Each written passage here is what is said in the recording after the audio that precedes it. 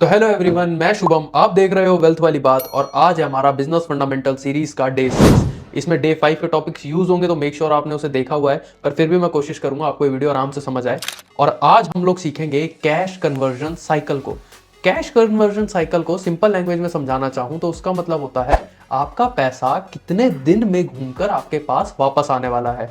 अब इसको एक एग्जांपल से समझते हैं। जैसे मान लो, होता क्या है, राहुल आज माल खरीद लेता है अपनी दुकान के लिए। अब ये जो उसने माल खरीदा है, इसको बेचने में उसको कम से कम 10 दिन का समय लग जाता है, तो 10 दिन के लिए पैसा अटक गया मेरा। अब जब माल बिक गया 10 दिन बाद पूरा का पूरा, तो कस्टमर उसको कहता है कि भैया ये जो पेमेंट है ये मैं 15 दिन बाद दूंगा। तो अब 15 दिन के लिए पैसा कस्टमर के पास अटक गया, तो पैसा मेरे पास वापसी आएगा 25 दिनों में। अब यहां पर हम मान के चलते हैं कि जो सप्लायर था मेरा, वो मेरे से बोल देता है आप 20 दिन बाद पेमेंट कर देना, तो मेरे पास पैसा 25 दिन में आएगा और मेरे को सप्लायर को पैसा 20 दिन बाद देना है।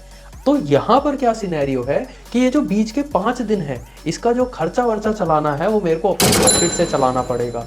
तो इसी को हम लोग कैश कन्वर्जन साइकिल बोलते हैं कि कैश को मेरे पास आने में वो जो गैप है बीच में, वो कितने दिन का है।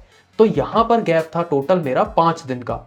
तो इससे आज का जो टेक अवे मिलता है मेरे को, बड़ा सिंपल सा है। ये जो कैश कन्वर्जन साइकिल है, ये जितना छोटा होता है बिजनेस उतना ही स्मूथ होता है, और ये जितना लंबा होता चला जाता है उतने ही ज्यादा कैश की टेंशन बढ़ती चली जाती है, चाहे आपको प्रॉफिट ही क्यों ना हो रहा हो। अब आप लोग मेरे को कमेंट में एक चीज जरूर बताओ। ऐसा मान लो कि आपका जो स्टॉक है वो आपको बेचने में 7 दिन लगते हैं, और आपका जो कस्टमर है वो आपको पेमेंट 14 दिन बाद देता है, और सप्लायर आपको 10 दिन का टाइम देकर चलता है। तो आपके केस में कैश कन्वर्जन, और या फिर मैं कहूँ कैश का जो गैप है, वो कितने दिन का होगा, ये मेरे को कमेंट सेक्शन में लिख करके जरूर बताना। अब इसका जो आंसर है उसके आगे का डिस्कशन हम लोग कमेंट्स में करेंगे। मैं शुभम, मिलता हूँ आपसे नेक्स्ट वीडियो में।